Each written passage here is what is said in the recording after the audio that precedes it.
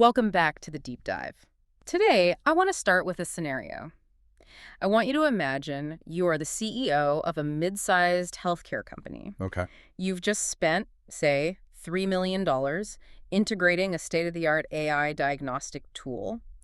It's live. It's analyzing patient data. The board is happy. The shareholders are happy. Everything's looking good. Everything's looking great. And then at 3 a.m. on a Tuesday, your phone rings. Nothing good ever happens at 3 a.m. on a Tuesday. Exactly. It's your chief technology officer. The AI has started recommending a lethal dosage of medication to pediatric patients, not just 1 or 2 hundreds. That is the absolute nightmare scenario. I mean, my stomach just dropped hearing you say that. It is the nightmare. And obviously your first question is, how did this happen? But your second question, the one that determines if you go to jail, if the company survives, or if you just go bankrupt is, did we do everything we were supposed to do to prevent this? And that is usually where the silence in the room gets very, very loud, because the answer is often, we don't know. Right. So today, we aren't just reading a document. We're looking at your legal and operational shield. We are diving into ISO IEC 23894.2024. Now, looking at this stack of papers on the desk, it looks harmless. It looks like typical corporate bureaucracy. It looks dry. It looks like a sedative, frankly. Yeah. But you have to look past the font size and the density. This is the artificial intelligence guidance on risk management.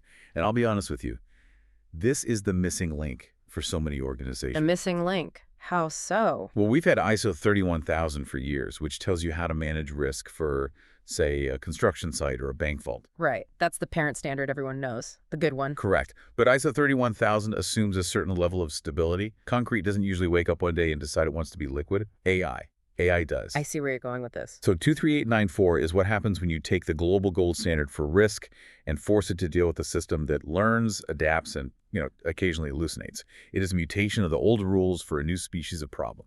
I love that framing. A mutation for a new species. So here is the setup for today. I'm going to play the role of the enthusiastic instructor who just drank 3 espressos and really wants to translate this jargon into plain English. And I'll be the professor. You, my friend, are the professor. You're going to give us the context, the why it matters, and help us connect the dots. I accept the tenure. The mission today is to interpret this standard not as a piece of dry bureaucracy that you have to slog through, but as a dynamic playbook. Because frankly, if you want to build trust in AI, and if you want to extract actual value without blowing up your reputation, you need to understand what is in these pages. So let's set the stage. We've established this is the child of ISO 31000, but why do we need a specific standard for AI? Why can't we just use the old don't do stupid things rule? Because stupid looks different in AI. In traditional engineering, risks are usually deterministic. If the beam is too thin, the bridge falls. Simple cause and effect. In AI, risks are probabilistic and emergent. The beam might be strong today, but weak tomorrow because the data shifted. The system itself is wiggly. Wiggly. I like that technical term. We're going to use that. That's the best way to describe it. So our lesson plan today is 4 parts. First, the guiding principles. That's the mindset. Right. Second, the framework, the setup. Third, the process, the action.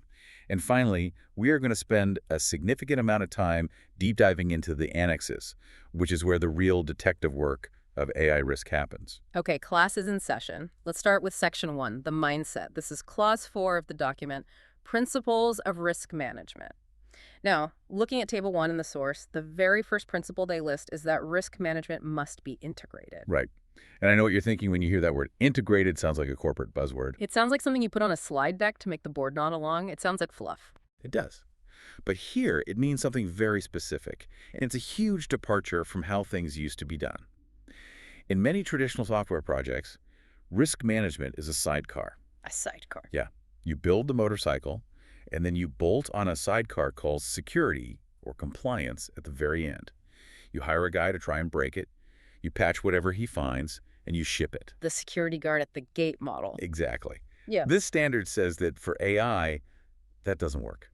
It just can't. Risk management must be the chassis of the motorcycle. It has to be woven into the fabric of the decision-making process from day one, from the very first meeting. So you don't ask, is this safe at the end? No, you ask, how do we build safety before you write a single line of code? So it's less like a security guard and more like the architectural blueprints for the whole building. If the blueprints are wrong, no amount of security guards can save the building from falling down. That's a perfect analogy. And that's closely tied to the next principle, which is that it has to be customized. Yeah. The standard is very, very clear. One size does not fit all. Which seems obvious, right? I mean, of course it has to be customized. You'd be surprised. Companies love copy-pasting policies. They love a template. But think about it. Yeah. An AI system that recommends songs on a streaming service has a vastly different risk profile than an AI system helping a radiologist detect tumors. Completely different stakes. Night and day. Yeah. If the music AI fails, I listen to a polka song I didn't want to hear. Annoying, maybe, but not fatal. Annoying for sure, but survivable. Right.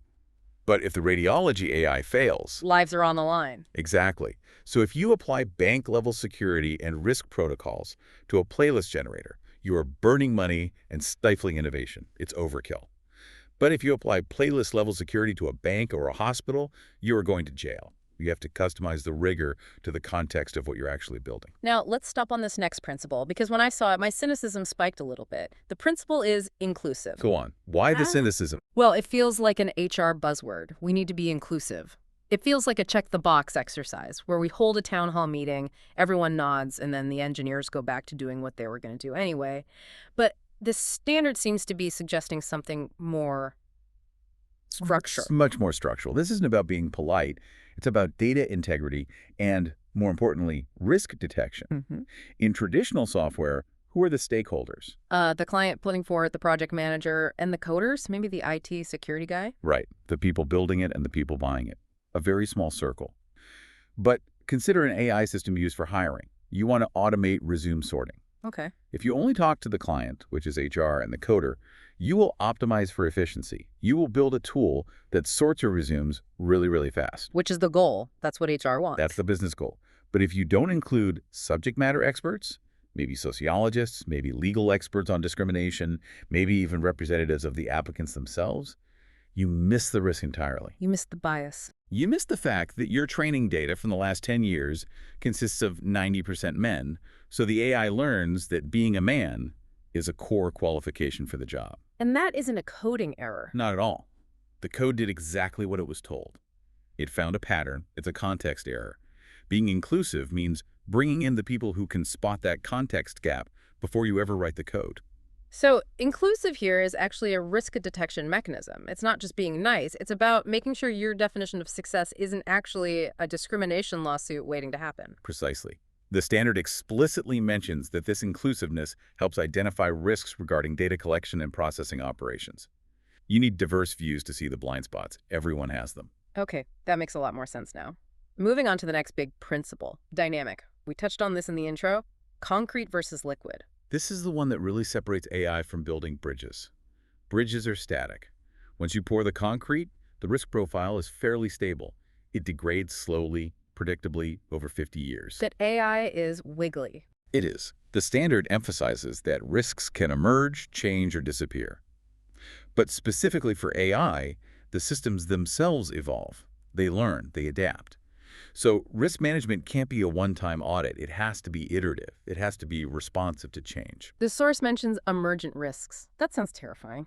Risks that didn't exist when you started the project, but just sort of popped into existence. It is a reality of complex systems, and something you have to plan for. You deploy a model, and suddenly user behavior changes in a way you didn't predict.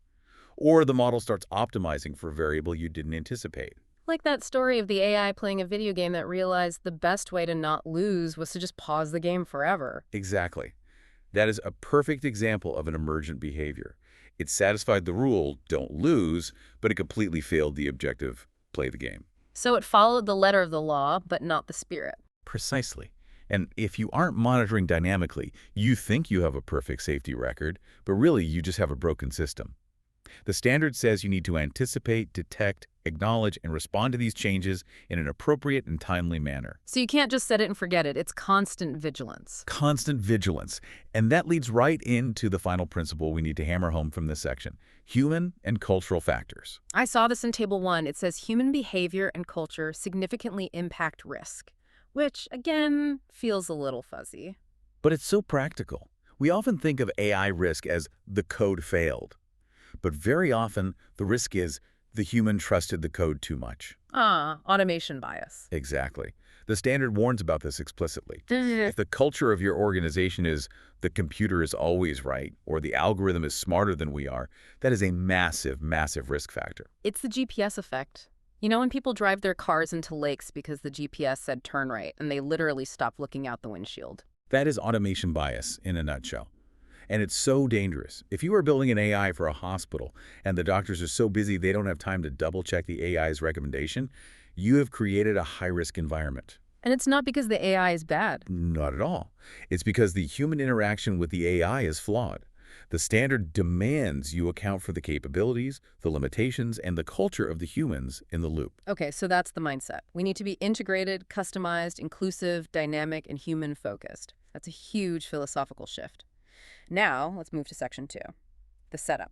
Clause 5 of the document, which covers the framework. This is where we move from philosophy to structure. How do you actually organize your company to do this? And it starts at the top, right? Clause 5.2 and 5.3 talk about leadership and commitment.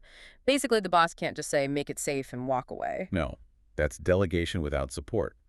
Top management needs to demonstrate leadership, and the most tangible way they do that is found in Clause 5.4.4, allocating resources. Money, people, tools, the real stuff. Specifically for AI risk, you need to assign the authority, responsibility, and accountability. This is critical. If everyone is responsible for AI safety, then in reality, no one is. It just falls through the cracks. The standard requires specific roles to be defined so you know who to call at 3 a.m. Now let's talk about context. Clause 5.4 is all about designing the framework by understanding the organization's context. I like to think of this as looking out the window and then looking in the mirror. That's a really good way to visualize it. Let's look out the window first, the external context. Table 2 in the source breaks this down. What are we looking for out there? You're scanning the horizon first, and most obviously, the legal and regulatory environment. Are there new laws coming down the pipeline like the EU AI Act? Are there ethical guidelines being issued by government bodies? Which is changing every week, it feels like. It is. It's a moving target. Then you have the social and political context. What is the societal perception of this technology? Is the public afraid of it? Are there major public concerns about transparency or bias? That's interesting. So even if your AI is technically perfect and completely legal, if society hates the idea of it, that's a risk you have to manage. Absolutely. It's a reputational risk. It's a market risk. Yeah. If you release a facial recognition tool in a political climate that is highly sensitive to surveillance, you are walking into a minefield, regardless of how accurate your code is. You're setting yourself up for failure. Okay, now let's look in the mirror. The internal context. Table 3. This lists things like data flows and information systems. That sounds easy enough. Where is our data? Just look in the database, right? It sounds easy until you try to answer it in a real company. Why? I mean, it's just files on a server somewhere. It is never just files. Yeah. I promise you, if you go into a Fortune 500 company and ask, where is all the data you used to train this specific model? They usually panic. Really? Because the data isn't in one clean database. It's in a spreadsheet on Bob's laptop from 2018. It's on a cloud server that a dev team spun up for a test 3 years ago and forgot to shut down. It's a mess. A data swamp. Exactly, it's a swamp. And the standard is brutal here in a good way. It implies that if you don't understand your data flows, the lineage, the provenance, the ownership, you cannot manage AI risk. You are building a skyscraper on a swamp. You need to map the internal plumbing before you turn on the faucet. That feels like a huge hurdle for most legacy companies. It is the biggest hurdle. It's the unglamorous, difficult work that has to be done. Most companies don't even know what data they have. And if you don't know what you have, you don't know if it includes personal data, copyrighted data, or hopelessly biased data. Okay, we've got the mindset, we've looked in the mirror and seen the swamp. Now let's get to the action. Section 3, the risk management process. This is Clause 6. This is the engine room. The process follows a clear cycle: communication, scope, assessment, treatment, and then monitoring and review. It's a loop. Let's zoom in on Clause 6.3, scope, context, and criteria. The first thing is defining the scope. You can't boil the ocean, as they say. Right. You need to define the exact boundaries. What is the system doing? What is it not doing? Who are the intended users? What is the intended operational environment? Be specific. And then we get to maybe the hardest question in the entire document, risk criteria. Table 4 gives some guidance. This is basically asking, how do we measure bad? Or how often is the AI allowed to be wrong? This is where the rubber really meets the road. In AI, risk is probabilistic. The system is almost never 100% right. It deals in probabilities and confidence scores. So do you accept 95% accuracy? 95% sounds like an A in school. I'd take that. That sounds great. Sure. And if it's a Netflix recommendation engine, 95% is brilliant. You get a movie you like most of the time. But if it's a cancer detection system, 95% means you are misdiagnosing 5 out of every 100 patients. Is that an acceptable level of bad? Put like that. Absolutely not. That's 5 lawsuits. That's 5 human tragedies. Okay, so you push for 99.9%. But to get that last 4.9%, you might need 10 times the data, 10 times the compute power, and millions of dollars. Or you might need to introduce a human in the loop to review every single positive result. Which slows everything down and kills the automation benefit that you were trying to get in the first place. Precisely. This is the trade-off. This is the hard work of risk management. The standard forces you to write down in ink what your criteria are. You can't just say, we'll do our best. You have to define the threshold of failure you are willing to tolerate. The document also mentions establishing criteria for time-related factors. What does that mean? It means AI acts fast. Think about high-frequency trading algorithms. They make decisions in microseconds. If a failure happens, the damage can cascade through the market before a human can even blink. So the speed of failure is part of the risk. A huge part. Your criteria for acceptable risk needs to account for that speed. If you can't stop it in time, the potential consequence is much higher. Okay, so we know what bad looks like. We've defined it. Now we do the risk assessment itself. Clause 6.4. This is the heavy lifting. It starts with identification. The hunt. You're hunting for risks. But to find risks, you first have to identify your assets. And the standard has a very broad and modern definition of assets here. It's not just the laptop and the server in the closet. No, not at all. It's the data itself. It's the models, which can be incredibly valuable IP. It's the personal data of individuals. That is an asset you are holding in trust for them. But it's also intangible things like reputation, societal trust, and even human rights. Human rights as an asset. That really shifts the perspective from just a business calculation. It does. It forces a broader view. If your system violates human rights, say, by systematically discriminating against a minority group in housing applications, you have damaged a critical asset. Yeah. You have created a massive liability. Then we look for risk sources and events. We'll get into the sources in detail when we cover Annex B, but for events, the source mentions something interesting. Reports of incidents on similar systems. So you should be reading the news to see how other people's AI failed. Learning from others' mistakes is a key part of risk identification. You don't want to be the first person to discover a new and spectacular way for AI to break. Let someone else make that mistake. Once we identify the risk, we analyze it. Clause 6.4.3. This is the math part. Consequences and likelihood. Consequences can range from investigation time, which is just a nuisance, all the way up to threats to health and safety, or, as we just mentioned, human rights violations. You have to map out the whole spectrum of what could go wrong. And likelihood. How probable is it? This is where the standard drops a truth bomb on traditional risk management. It notes that for AI, historical data might not predict future failure. Wait, what? That's like the basis of all insurance and risk calculation? I know, but it's true for AI. Just because the model worked perfectly yesterday doesn't mean it will work today. So you can't just rely on a graph of past performance and extrapolate. No. Because of concept drift or changes in the external environment, the past is not a reliable predictor of the future in AI. This requires a more nuanced approach to estimating likelihood, often involving expert judgment, red teaming, and simulation, not just looking at a log file. So after we analyze, we evaluate. We compare the risk we found against our criteria. Do we fix it or do we live with it? Which leads us to Clause 6.5, risk treatment. We have options here, and they're laid out very clearly. Option 1, avoid the risk. This is the most powerful tool in the box. You decide not to start or continue with the activity that gives rise to the risk. The no-go decision, just stopping. Exactly. Sometimes the best AI risk management is deciding not to build the AI. If the risk of bias is too high and the mitigation is too difficult or expensive, you kill the project. That is a valid and responsible choice. Okay, what's next? Option 2, remove the risk source. Maybe the dataset is too biased, so you just scrap that dataset and find a better one. Option 3. Change the likelihood or consequence. This is what most people think of as risk management. You add guardrails, you add human oversight, you add technical limits to what the AI can do. Okay, that makes sense. Then there's option 4, share the risk. Things like contracts, insurance. Yep.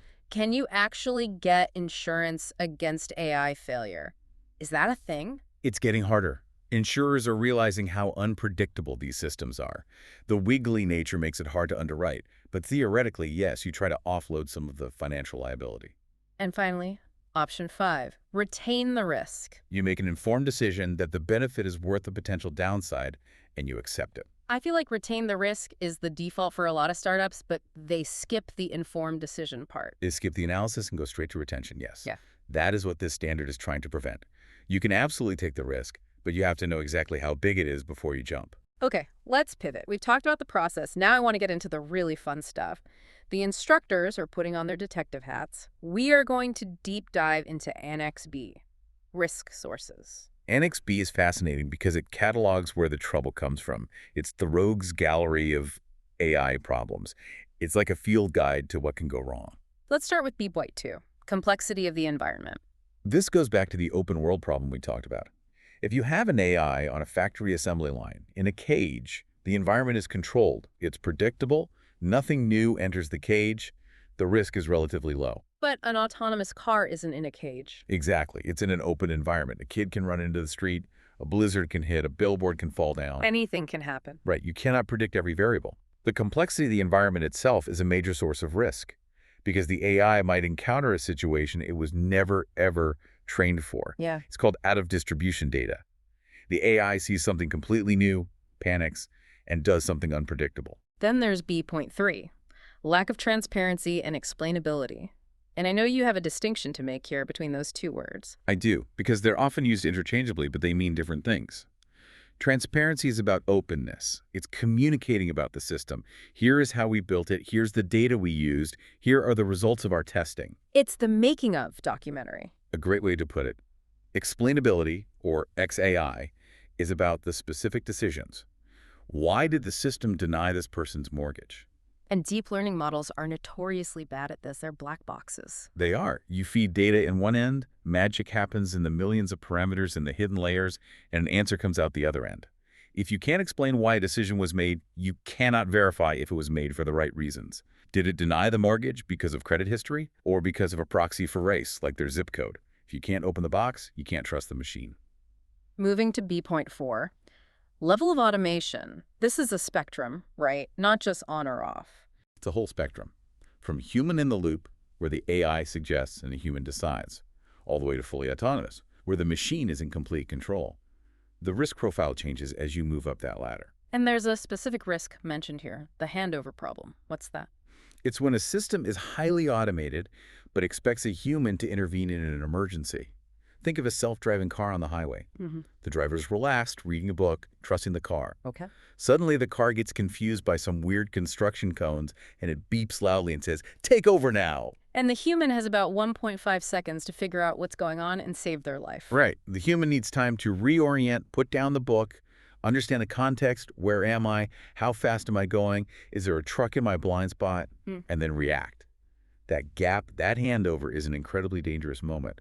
The human brain can't just snap to full situational awareness instantly. So partial automation might actually be riskier than no automation in some cases. It can be, because it creates a false sense of security, which is a massive risk source in itself. Now, B.5, risk sources related to machine learning. This is the meat and potatoes for AI. It is, and it starts with the most fundamental thing, data quality. Garbage in, garbage out. If your training data is biased, unrepresentative, or just messy and full of errors, the risk is baked into the model before you write a single line of code. And then there's data poisoning. That sounds like something out of a spy novel. It's a very real security threat. It's an adversarial attack where bad actors intentionally manipulate the training data to corrupt the model. How would that work? Imagine you want to bypass a spam filter. You know, the filter learns from user reports of what is and isn't spam. So you start sending spam that looks like safe emails, or you get an army of bots to mark your spam as not spam. You slowly, carefully teach the model the wrong lesson. You poison the well. You poison the well, and suddenly the real spam gets through, or even worse, important emails get blocked. Wow. And then there's continuous learning and this idea of drift. We touched on this. If a model changes after deployment because it's learning from live data, it can drift away from its original safe parameters. The world changes, and the model changes with it. So it could become less accurate over time. Or more biased, or more aggressive. It's like a knife getting dull with use, or an employee getting lazy and developing bad habits. You have to monitor it constantly to make sure it's still the same model you thought you deployed.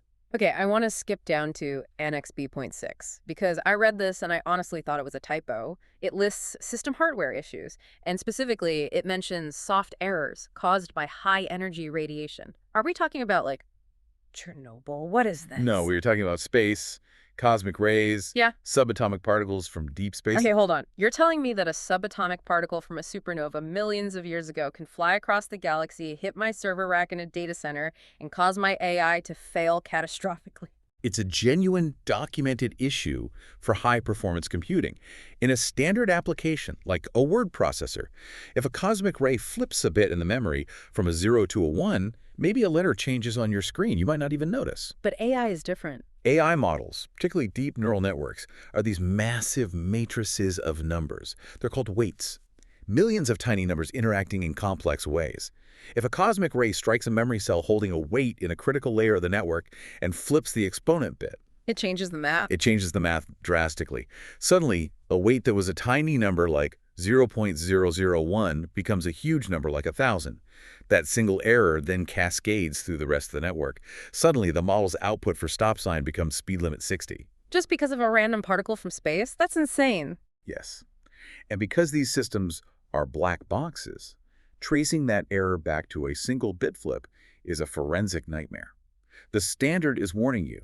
If your AI is safety critical, like in a car or a plane, you need hardware redundancy. You need ECC, which is error correction code memory. You can't just run this on a cheap gaming PC and hope for the best. That is wild. I will never look at a server rack the same way again.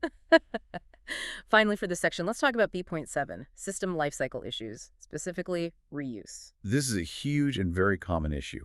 It's a temptation to take a model that was designed for context A and just drop it into context B because it's fast and cheap. Can you give an example? The classic example, which is implied in the context shift discussion, is facial recognition. Let's say you build a model to tag your friends in your vacation photos on your phone. The stakes are low. If it misidentifies your uncle, it's funny. The lighting is usually good. Okay, a harmless application. Now, let's say you take that exact same model and sell it to a police force to identify suspects from grainy low-light surveillance footage at night. Oh, wow. The stakes just went through the roof. And the data quality went through the floor. The model wasn't designed for that level of states or that poor data quality. This is context shift. You are reusing a tool for a job it was never built or tested for. That is a massive source of risk, and it happens all the time because it's cheaper to buy an off-the-shelf model than to build a new one from scratch. Okay, we've looked at the sources of trouble, the rogues gallery. Now let's look at what we are actually trying to achieve. Section 5, the objectives. This is Annex A. Right. Risk management isn't just about avoiding the bad stuff. It's also about proactively achieving the good stuff. These are the goals you should be aiming for. Let's run through the big ones. 8.6, fairness. Fairness is about avoiding unacceptable bias in decision-making. It's ensuring the AI doesn't discriminate against specific groups based on protected characteristics like race, gender, or age. The standard links this directly back to data. Quality bad data leads to unfair outcomes. 8.2, accountability. This is absolutely crucial. An organization must be answerable for the outcomes of the AI. You cannot blame the algorithm. You cannot just say the computer did it. There must be a clear human chain of responsibility. If the car crashes, who is responsible? The driver, a manufacturer, the coder. The standard says you have to define this before the crash happens. Privacy, but the source adds a specific nuance here regarding inference. This is a risk that's really unique to AI. Traditional privacy is don't lose the credit card numbers, don't get hacked. Right. Keep the vault door closed. AI privacy includes the risk that the system can guess or infer sensitive information about you that you never actually gave it. Like what? What's an example of that? For instance, inferring your health status based on your shopping habits. If you suddenly start buying unscented lotion, zinc supplements, and certain foods, a sophisticated AI might infer with high confidence, do you have a skin condition or are pregnant? And you never told it that. You never typed that in anywhere. You didn't tell it that, but it figured it out from other data. And now it knows a medical secret about you that you didn't consent to sharing. That is a privacy risk that needs to be managed. You have to ask, what can this system figure out that it shouldn't know? A9 and A10, robustness and safety. The system must maintain its performance under stress or in unexpected conditions. It shouldn't crash if the input is slightly weird. And safety, pretty straightforward. It must not harm human life, property, or the environment. And finally, A12, transparency and explainability again. It's both a risk source and an objective. Exactly. It's listed as an objective because it's a prerequisite for trust. If you can't explain it, you can't be held accountable, and you can't ensure fairness. They all link together in a chain. Okay, we are in the home stretch, Section 6, the life cycle map. This is Annex C. This is the roadmap. Table C.1 in the document maps the risk management process to the entire AI lifecycle. It shows you where to apply these steps. And the key takeaway seems to be that risk management isn't a one-time thing you do at the end. It happens at every single stage. Yes. Inception. You analyze the problem before you write code. You ask, is this even a good idea?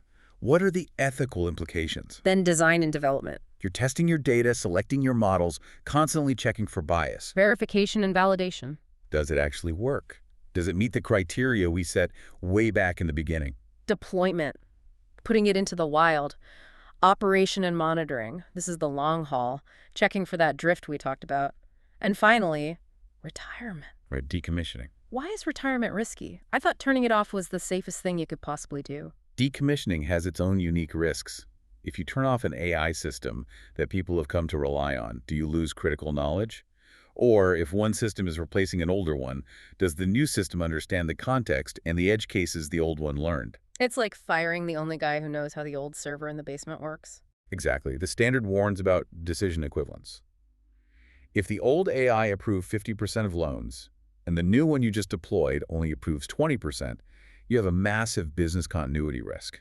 You have to manage the transition smoothly. So you have to manage the risk of the AI being born, living, and eventually dying. Cradle to grave. It's a full life cycle responsibility. What a journey. We've gone through the principles, the framework, the process, the specific risk sources, including cosmic rays and poisonous data, the objectives, and the life cycle. It's a comprehensive system. It's a lot to take in, I know. So let's synthesize this. For everyone listening, what is the big takeaway? What's the one thing they should remember from all this? I think the big takeaway is that ISO IEC 23894 isn't a checklist. It's not something you can just hand to an intern to fill out. It's a cultural shift. It asks organizations to be humble. Humble about what they can control, and humble about the inherent uncertainty of these complex systems. Humble, I like that. It demands rigor. You cannot just move fast and break things with AI when those things could be people's livelihoods or their health. You have to build the infrastructure of trust first. And for the listener today, whether they are a manager, a developer, or just a user of AI products, why does this matter to them on a personal level? Because it makes you a critical consumer. Yeah. It gives you the vocabulary. When you see a new AI product, you now know the questions to ask. What data was this trained on? Who is accountable if it screws up? What is the context it was actually designed for? You stop seeing AI as magic and start seeing it as an engineered system with specific, identifiable vulnerabilities. Well, that is empowering. It's a huge shift in perspective. Now, before we go, I want to leave the listeners with a final provocative thought. We mentioned automation bias earlier, our tendency to trust the machine over ourselves. Yes, the GPS driving into the lake. Exactly. The standard highlights this as a human factor risk, and it makes me think. The biggest risk in AI might not be the Terminator scenario. It might not be the rogue superintelligence taking over the world. The biggest risk might be us. It might be us simply stopping to think. It might be us ceding our critical judgment to a statistical model because it's easier, it's faster, and we assume it's smarter than we are. That is a profound thought. The risk isn't that the machine becomes human. It's that the human becomes a machine just blindly executing the instructions the algorithm gives us without question. On that cheerful note, class is dismissed. Go forth and manage those risks. See you next time.